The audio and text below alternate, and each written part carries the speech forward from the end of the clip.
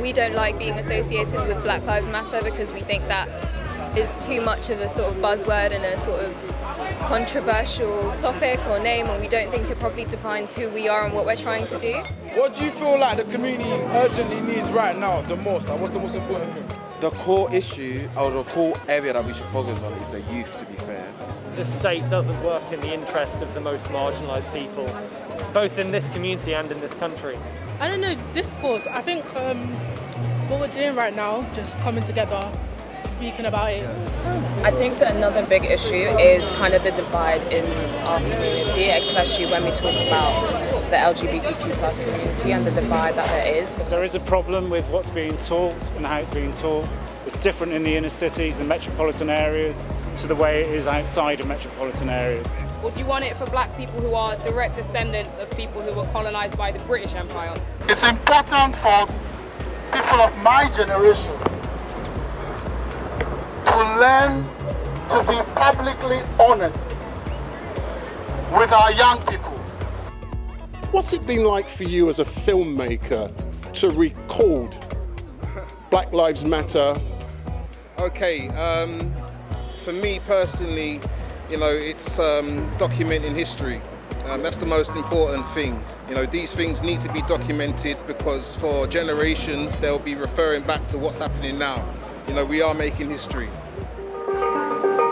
Big up StreetMic. Big up StreetMic! Big up StreetMic! Big up StreetMic! Keep doing what you're doing, darling. You're doing amazing.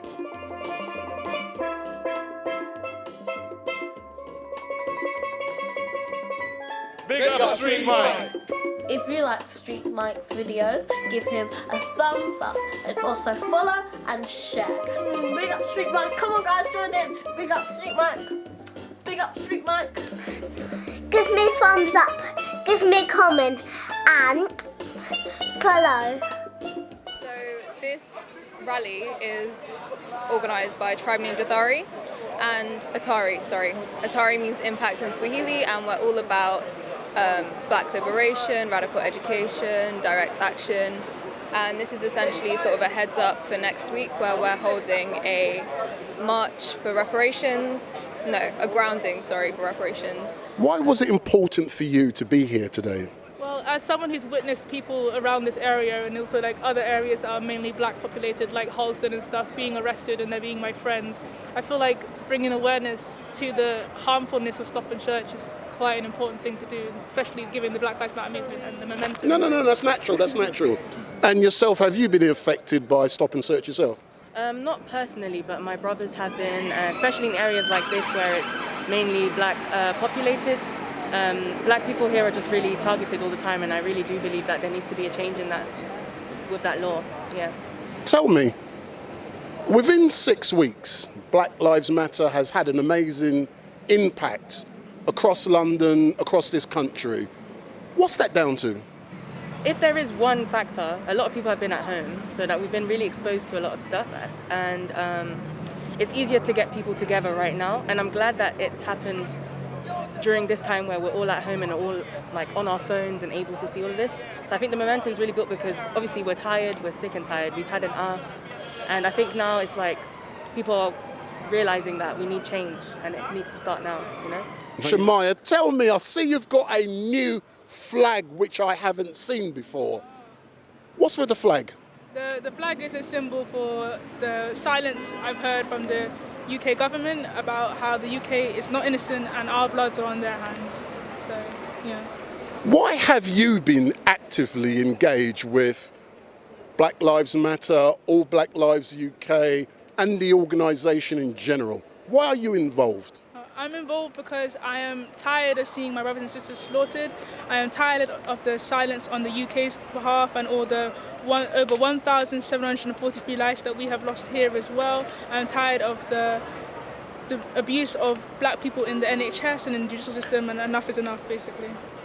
Why do you think that when a person of colour dies in custody, no action is taken against the custody people? The police. Because black lives aren't valued, POC lives aren't valued. It's always about the white person, and if the white person is in the wrong, they're not actually in the wrong. It's just an accident or a mistake on their part, and they'll come back to work the next day and it won't even matter. Today is July the 24th, 2020. It's the anniversary of Boris Johnson becoming Prime Minister. How would you judge his performance during the last 12 months? I think his performance has been embarrassing on one front. He has been silent. He introduced Munira Mirza for the race and equality judgment, and I haven't heard anything since. He said he was going to create reviews for the racist injustice in the systems, and I haven't heard anything since. His behaviour was performative. I haven't seen a change. I haven't seen a difference. It's just silence. Look into the camera and talk to Boris. What do you want to say to him? Boris, we would like change, we would like reform, we would like to defund the police, and we don't want any more silence. But in regards to defund the police, that's a vague word. I know the meaning has been clarified. From your point of view, what do you mean by defund the police? The police is one of the most largest organisations that get funding in the UK, and it doesn't make sense because they're not using it right, they're not properly trained, all they do is abuse, they don't give us any safety. So instead of putting all our money into the police, we could put it into communities that actually need it, because crime is a creation of poverty. So we could put it into refugee camps and youth clubs and better healthcare for the black, things that actually matter to us, and then eventually crime will go down without the police. We don't need them.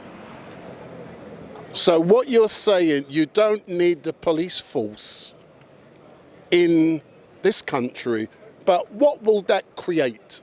The police force are effective sometimes, like 10% of the time, but most of the time it's not for black people. They're not here to protect us, they're just here to hurt us. And yeah, we just want to sort of spark up conversation, get people talking, get us sort of together and feeling united as a community. Yeah. Are you getting the feel that marching every week is getting a bit boring, and something like this is different, and to have a conversation with others, people want to listen and they want to hear about what you got to say? Yeah, I definitely wouldn't say that marches are getting boring, but I do think it's important to be constructive and to be forward-looking when we do have marches and we do have rallies. So yeah, definitely, conversations that we need to be having are finally happening, and we're very happy to facilitate that. Why has Brixton been chosen today, especially this beautiful square which has so much history? Because it's Brixton. It's the But what's the square called? Windrush Square. So it's the heart of not only sort of black culture and black, excellence, but also pain, and there's a lot of history here. So it's the perfect spot, really. We don't want it to be around central London where it's like government and all that rubbish. It's here where the heart is. So. As a young person, you're in Brixton. This is back home. This is yard. How does it feel being young and being here with so many people from all walks of life and all colours? It makes you feel sort of alive, wanted. It makes you feel supported. I feel like when we come together and see each other like we are now, it's comforting, and it makes you think that, this generation can actually change things, and that we are sort of not only leaders of tomorrow, but leaders of today. So. But what is it about you, the young people, in comparison to the first and second generation who didn't have the same impact as yourself? They had their troubles, but is it social media that's galvanised so many people with the young? I definitely think social media has had a part of it, because people can be more connected. We feel each other's pain a lot more. We're all very in touch with each other, but also because of cross-generational communication. We've got our elder Kofi here. We've got people that want to help us. We've got people supporting us. So it's not just, even though we are the voice, it's a collective movement of all black people across all generations and our allies. So. What's it like, final question, as a collective movement that's gaining strength, that's been noticed in the media, I note that recently the media has been attacking Black Lives UK, the Black Lives Matter movement. How's that affecting someone like yourself when you see so much negative press? I think it only pushes us to be more positive and to get our name out more. We don't like being associated with Black Lives Matter because we think that is too much of a sort of buzzword and a sort of controversial topic or name, and we don't think it probably defines who we are and what we're trying to do. So yeah, you know what, we're used to negative press. Like, that's happened our whole lives. It happens our parents' lives, our grandparents' lives. Like, Black is always associated with negative things. So yeah, hopefully we are going to bring change. We will bring change, not hopefully. So. Anyone have any questions about, like, to ask us directly about what we've been up to or like what we seek to do? Like, we'll take it. You can come up, ask your question, and we'll answer it. Do you guys want reparations for all Black people across the entirety of the UK, or do you want it for Black people who are direct descendants of people who were colonised by the British Empire? Because there's a lot of people here who were colonised by other empires as well. What's your aim when it comes to reparations? For who?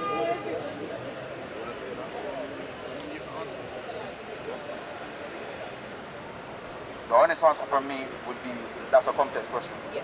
The way, the idea of reparations, me on a personal level, I'm not going to sit here and, I'm not going to. It's complex for me as well, and understanding that reparations aren't just financial. Reparations, they need to manifest themselves in many different ways. The first question is, in your opinion, what does the community most urgently need at this point in time? That's the question. Go forward and discuss that. The core issue, or the core area that we should focus on, is the youth, to be fair. Because from there, it's like, if they're filled in knowledge, understanding, wisdom, and the resources that maybe we didn't have growing up, that creates a cycle that will forever live and what will forever grow, in a sense. So yeah.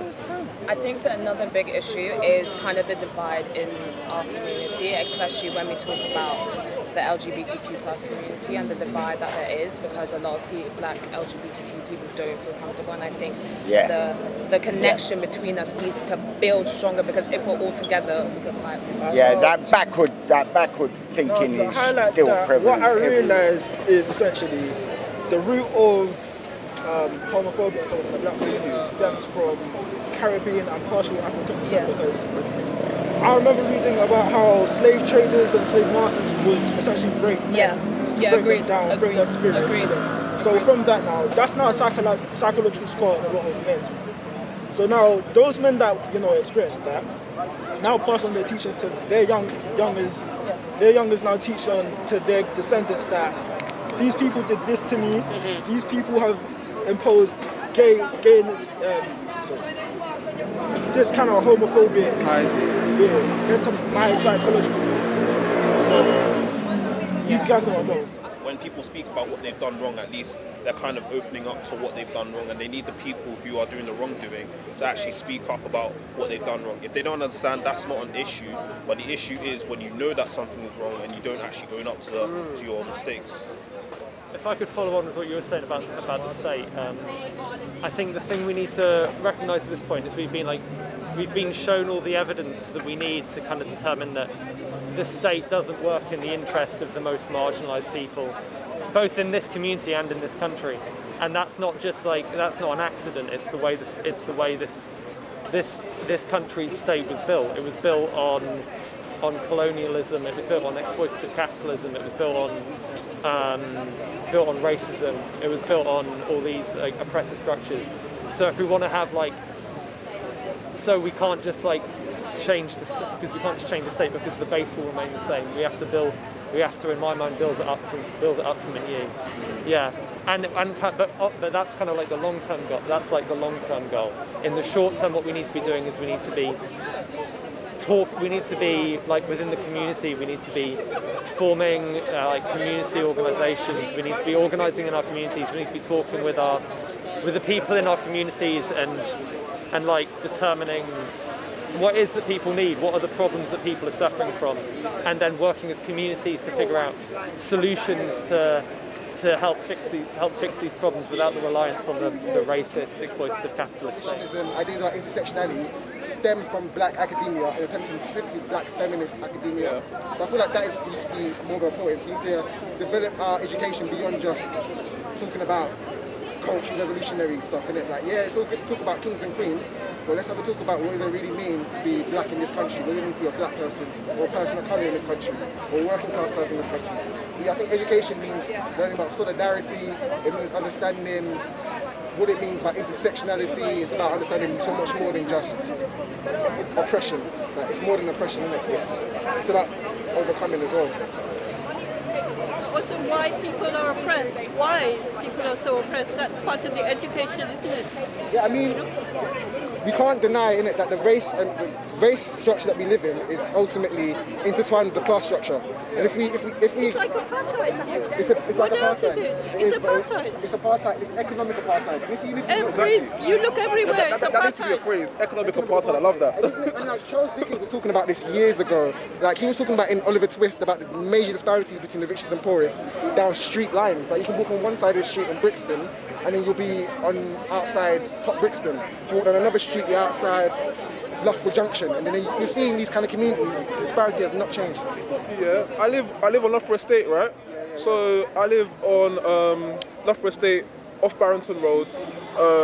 Right on my estate, right opposite my estate, there's a block of new flats. No one on my flat can afford it. It's the gentrification. It's exactly that It's like Charles Dickens. It's literally like exact scene you're talking about. Like, on one side you got the council flats, on the other side there's still apartments, but it's the apartments that no one can afford, and they're just, you know what I'm saying, staring you in the face. And when they asked for approval from Lambeth Council, they sold it as affordable housing. But affordable for who?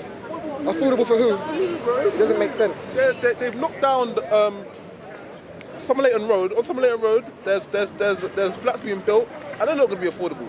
They're going to be called affordable, but no one can afford them unless you make like 2 bags a month. And no one makes that. You know what I'm trying to say? £2,000 a year. Sorry for that lingo. You know what I'm trying to say? I hear you. Okay, that's what they're doing, you know? Yeah.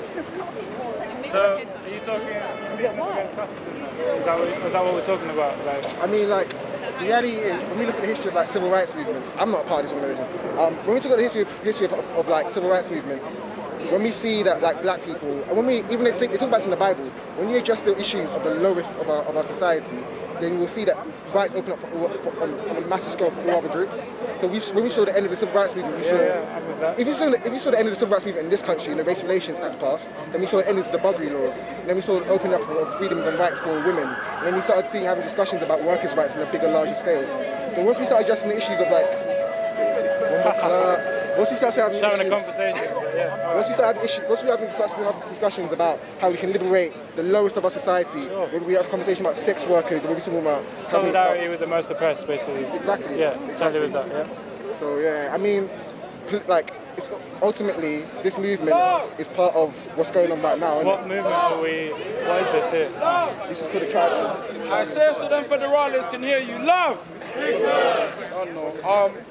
So now, I'd just love to hear what you guys discussed about in your group. So if I start this way, what's some of the stuff you guys discussed? What do you guys feel like the community urgently needs? So some of the stuff we spoke about is how the community needs to kind of change through education. I don't need that. But I think you put it much more articulately than I could. So there is a problem with what's being taught and how it's being taught. It's different in the inner cities, the metropolitan areas, to the way it is outside of metropolitan areas. And we have a very different view of this. So there needs to be something done about that. My own personal view on this is that there needs to be a recognition that there's been a problem and a determination that that problem will cease now and we move forward into something else. I guess just to add on that, I feel like it's important that in our community that what was I saying earlier? Literally, it's important for the government to be blaringly honest about what's going on. Like, if you don't know about what's happening, it's best just to explain that you don't know, or just tell us that you don't know, or actually rely on the experts that do know. Because where you admit there's a problem, you can find a solution. If you don't see the problem, then you won't go looking for a solution. And we need, I believe as well that on the opposite side, we need the victims to actually be I mean, I feel like victim might be the wrong use or the wrong term here, but we need the people on the other side, the people who are listening, the people, the public, to actually be open-minded to what the government has to say and accepting what the government has to say. Because if you're not willing and accepting to have an open, honest conversation, then people are always going to get defensive, and that's not really what we want in the long term. I think the main issue that we came across was like everything in the community could be solved with education reform. If we decolonize the education, we can decolonize racial bias, and by doing that we can get people to be more integrated in the education community and get the equity and the knowledge that they deserve, rather than when teachers have like racial bias towards students, and it causes exclusion, which causes them on the street, which causes development of knife crime, because we don't have the ability to develop ourselves properly as people. If we don't get treated nicely in the educated system, we won't treat the community nicely ourselves. So I feel like by causing education reform, it will benefit more to the community and to the people in the community. So initially we said education, but then we realized you can give someone all the education in the world, but if they don't have the finances to use that education, then they're going to be stuck in the same place. So we came to like a common consensus that educating people in the community means that we will have unity, which is what we need to move forward. So once you educate people, if we get finances back into the community, so we can open up youth clubs again, we can open up after school clubs, all of this sort of thing, we can help our community again, and that gives people the opportunity and the means to go out and do what it is they want to do. So a combination of education to promote unity and finances to promote the means to do it. You guys? What do you feel like the community urgently needs right now the most? Like, what's the most important thing? I don't know, discourse. I think what we're doing right now, just coming together, speaking about it, outlining what exactly is wrong within the community and outwardly is really good. I just like the fact that we're just having discourse and we're talking about it, and now we're putting things on the line and just talk about it, yeah. I want to welcome onto the rock, onto the pillar, another pillar of our community, someone that's been fighting this fight for decades. Kofi Maliklu is my name, and I'm part of an African heritage formation, community-based formation called the Stop the Maangamizi, which had genocide, ecocide. It's important for people of my generation to learn to be publicly honest with our young people, to tell them our own experiences in trying to travel the road of freedom fighting, to be honest about what we think are our successes, but more importantly, what our failures have been and still are. And it is that which we owe them. And they must challenge us with telling the truth. Because in the African tradition in which I was born and raised, that is what is expected of elders. And elders are meant to know that young people need to be supported to take leadership and to learn to take leadership with responsibility, conscious of their rights as well, and start doing that very, very early. We live in a society and a world which has been waging war, not just against African peoplehood, but more importantly against African culture, trying to make us look like we have nothing to do with knowledge, with civilization, and that we need to be taught and civilized out of savagery, when the true history tells a completely different story. So it is that war on knowledges created by African people. Of course, in this space of earth and learning and sharing with all other peoples, it is that knowledge which is the greatest weapon for us, knowing ourselves first and foremost, ensuring that we protect ourselves, we heal ourselves when we suffer any damages, so that we can also contribute to humanity's march forward. These knowledges and cultures have been denied to our African people for centuries, and it is that denial which has allowed the enemy to take possession of our minds to the point of making us hate ourselves and fear even to take the road of freedom. And so when we have young people who recognize what one of our greatest Pan-African intellectual giants, Fanon, said, that each generation must, out of relative obscurity, discover its mission, fulfill it, or betray it. When you have generations step forward to find out and take responsibility for their place in this world, to rediscover their mission even if others have lost it, and to step forward to be brave enough to want to dare to fulfill it, then it is the duty of those of us who are older to be there with them, not to be patronizing them, right?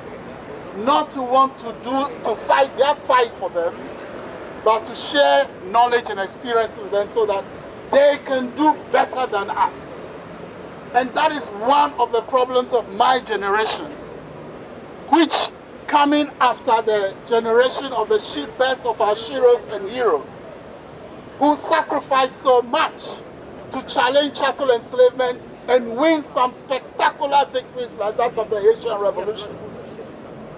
Those who stepped forward and challenged coloniality to start gaining independence, but who have been pushed back. Those of my particular generation came after the Nkrumahs, the Cabrals, have badly fulfilled that mission. And one of the disservices we do to the younger people is to make them believe that they cannot do better than us, right?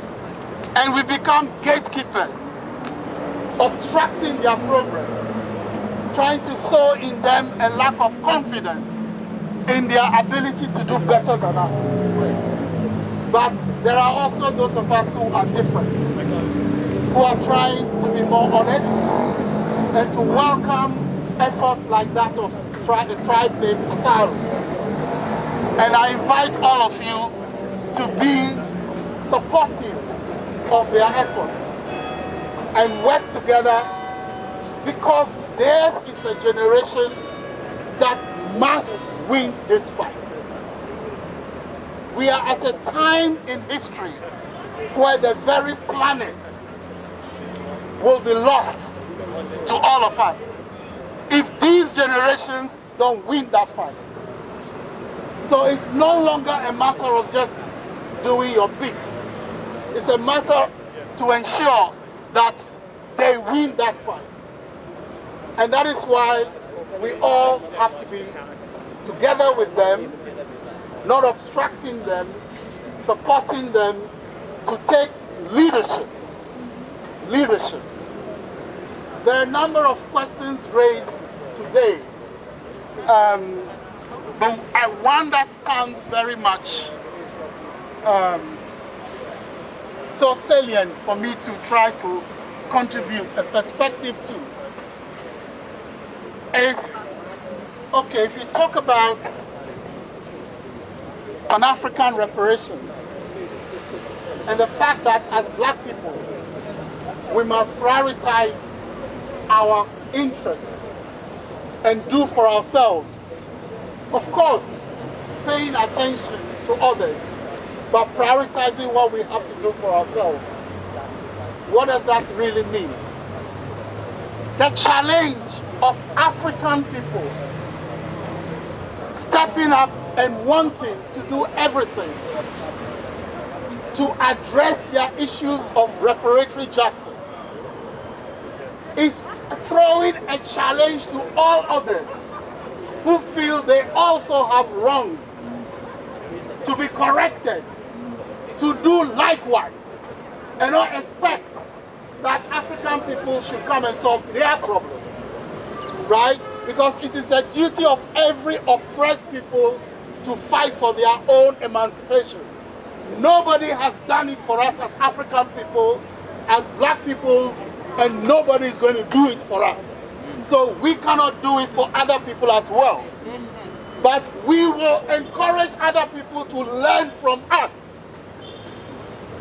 so that they can do for themselves what we are trying to do for ourselves.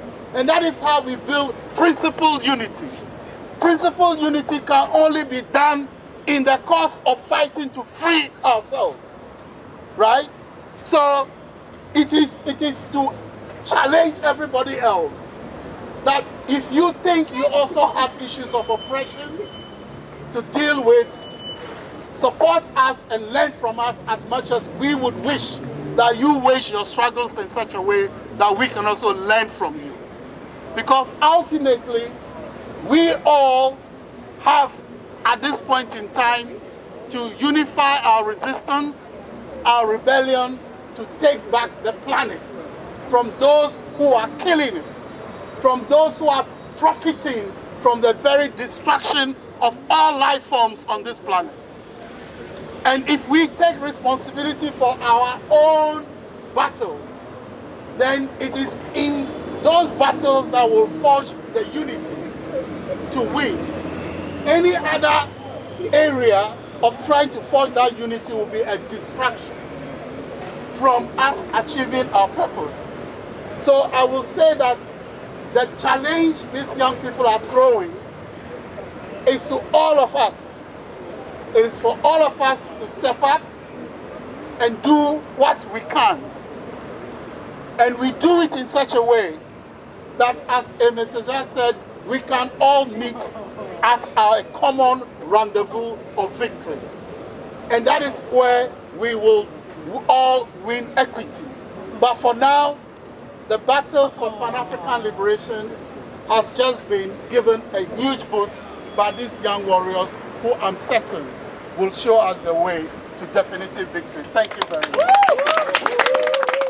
Work together with the African Emancipation Day Reparations March Committee to organize the march from here, Windrush Square, to Parliament House every year on the 1st of August, to promote our struggle for reparatory justice, African reparatory justice. I was contacted by this new formation of young people, A Tribe Named Athari, to provide some advice and guidance, and that's what I've been trying to do with them. And I really think that the opportunity that they are giving us, must be seized by all of us, in the older generations, because, this is really, literally, our last stand, because if the younger generations lose, we will lose big time, and forever, really, So the stakes are really, really high. And I believe that it is the ancestors, who have sent them, and we should do everything that we can to support them with honesty. How proud do you feel seeing what you're seeing with this young fledgling group, they've only been going for a few weeks and they've achieved so much? Well, I think that, the pride is unspeakable, but I do that also with a great deal of caution, in the sense that, they are the targets, we know. The enemy will not leave them alone. And that is why they need also protection. And the best protection is the advice we can give them from our own experiences. What advice would you see this guy here, his name is Emmanuel. I love him, the way his speech has developed over the last 4 weeks. I'm amazed. He won't talk to me, he's always scared, but I'm amazed. Have you been giving him some advice? Not really. I think I give advice to all of them, and they're very, very respectful group. They're really a joy to work with, and they listen. And they are also, critical minded. So they bring their own thoughts to process whatever you tell them, which we must encourage them to do. They must be critical thinkers. And there are many more like that. Can you imagine? At this age, what they are. So you must be proud being a campaigner. I've never met you, but I listened to what I heard today, and you've been campaigning for 40 years. But it must be so great for you to hear and see such fledgling young people doing such great things. Well, yeah, it makes it, worthwhile. Because, on this long journey, you sometimes wonder, particularly if you are conscious of the fact that this is an intergenerational fight, then you wonder, who are coming next, to take the torch forward. And I've particularly paid attention to young people because I started very young, from Ghana, the country in which I was born. So they're very, very, very young. And I know the challenges young people face, and I know that many, many times I had been told that, that was just youthful, fancifulness, and I would get rid of all these radical ideas when I grow up, And, you became wise. Well, so I've tried, to ensure that young people are not discouraged and not given those kinds of wrong advice and so on and so forth. So yes, I am delighted that they have, they found themselves, they are organizing themselves. But no adult really organized them. They found themselves and they're organizing. And that spirit of independent creativity needs to be encouraged. And it is that which makes that the fight that they are taking on from us winnable. Because they have the self-confidence, they have the self-motivation, and then the self-empowerment, to carry it through. Because as Angela Davis said at some point, one of the greatest challenges, for an activist is to have staying power in the struggle, right? And once they've started like this and we come around them and we support them and, they feel that love, and I like the motto, love, big love. They feel that big one love of us as community across the world. Can you feel change coming with what these young, fledgling, hungry youth are doing? I feel that change is here, right?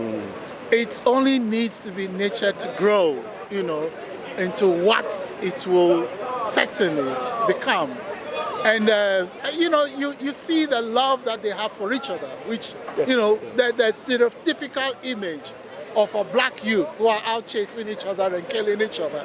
And you see them and you see a totally different, picture of young people who will say overstand the importance of loving each other, right? And I've never met you. I'm enjoying this. That is where the strength lies. That's where the strength lies. And yeah. So I have. It's not just pride and joy, but I have enormous confidence in the ability to fight to win. What is your role down here? And I've seen you on many All Black Lives Matters campaigns and other protests, but what is a legal advisor? So it's a legal observer, and a legal observer is, that's my role, and basically I'm here to monitor the police and just to protect the protesters' rights of protesting. Yeah. But how does one get a legal observer down to an event like this? How does that work? Sometimes the protesters can contact legal observers directly, or other times legal observers can notice a protest is about to take place on a certain day from advertisements, and some groups just come over. Yeah. Have you been having an easy time over the last few weeks because the protest has been peaceful? Yes. Yeah, it has been mainly just writing down that everything's calm. Yeah. Big up StreetMic. Big up StreetMic. Big up StreetMic. Big up StreetMic. Keep doing what you're doing, darling. You're doing amazing.